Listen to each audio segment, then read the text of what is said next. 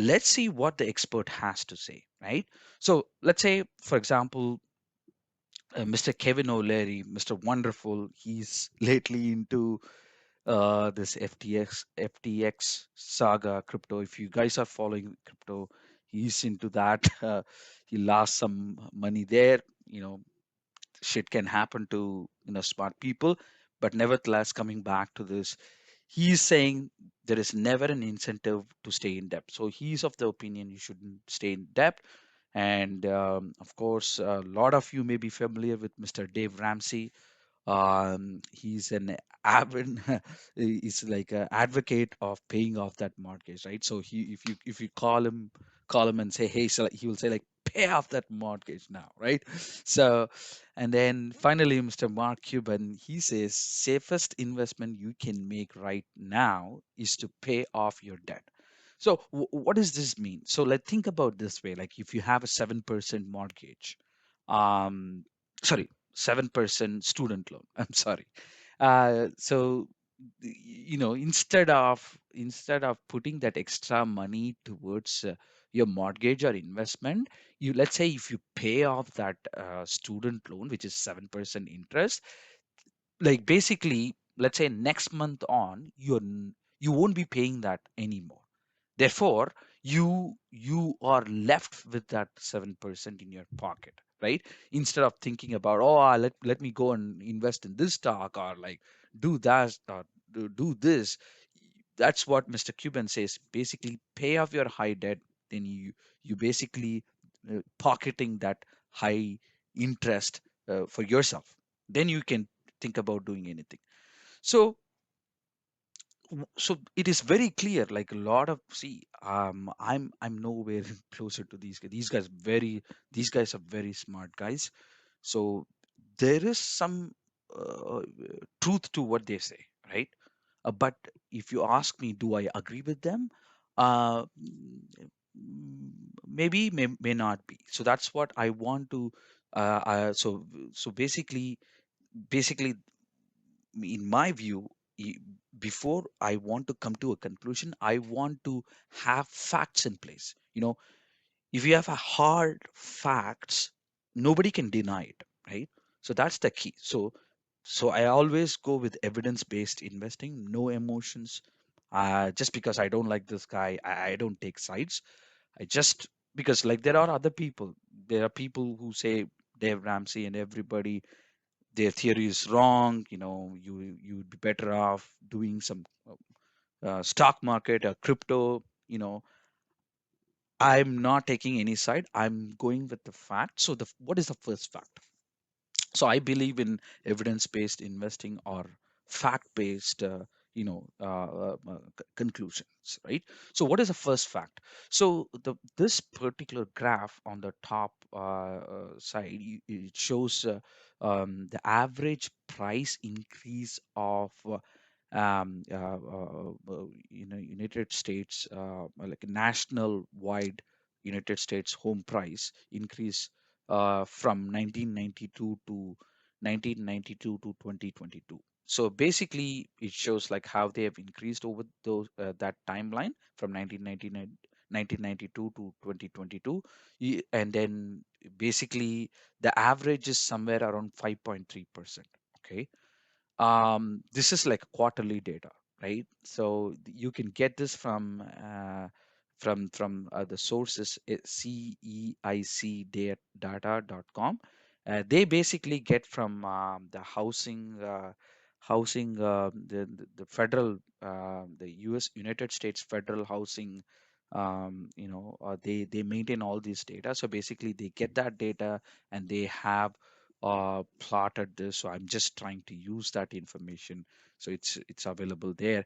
So so what does this graph suggest? Basically, it suggests like the average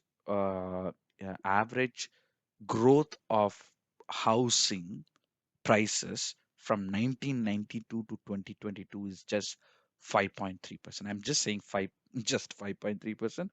You know, I'm thinking about, like, if you think about inflation and whatnot, like now inflation is like, at the time of recording, this is like December 2022.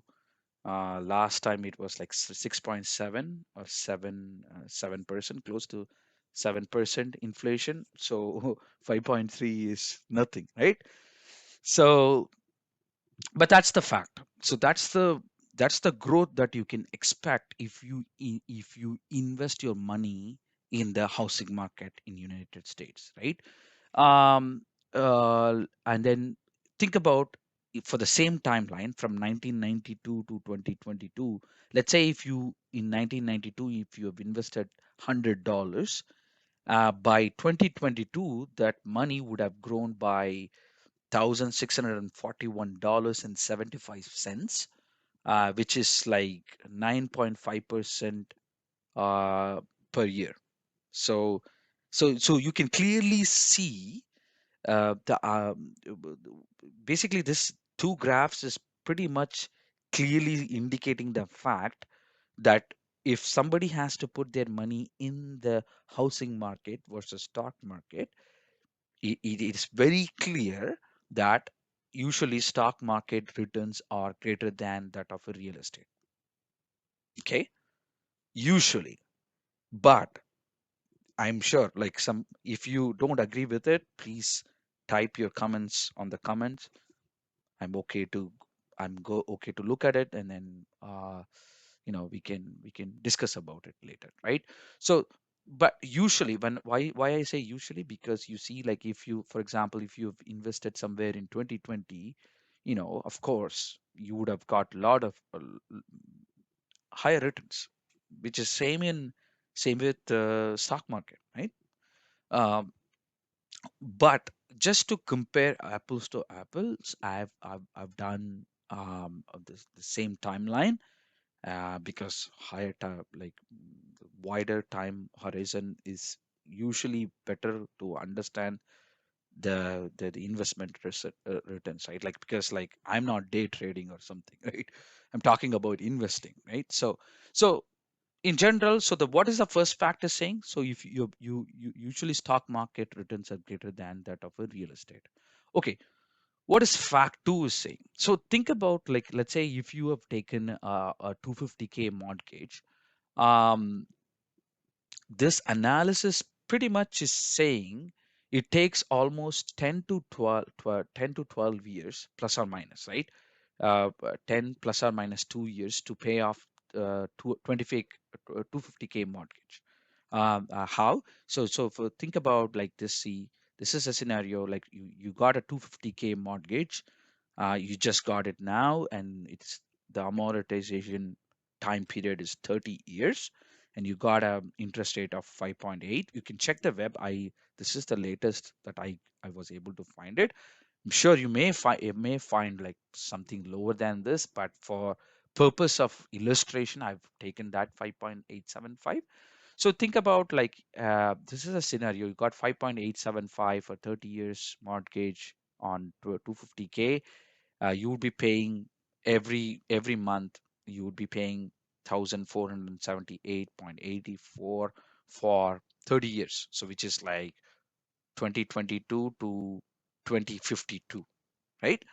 So let's say you're not paying any extra mortgage. You'd be paying this 1,478.84 till 2052, give or take, because like over the time, the money, the principal gets reduced, so the monthly payments will also get reduced.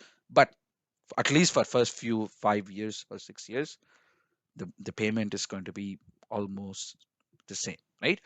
And I'm not talking about refinancing and whatnot, right? I'm just going with the fact somebody takes a 250K mortgage for 30 years.